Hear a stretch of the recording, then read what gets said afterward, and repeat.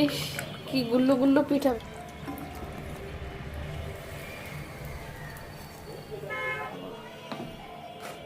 Wow, খুবই সুন্দর। দাঁড়াও।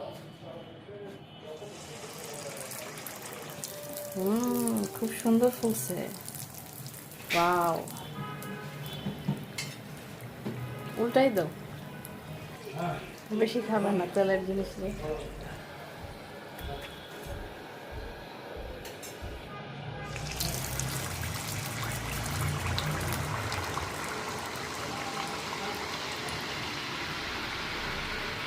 এরকম একটু ডুবো তেলে গর্ত কড়াইতে ভাজতে হয় না? এটার উপরে একটু তেল দাও, দেখবা আরো ফুলবে চামচ দিয়ে। আর ফুলবে না?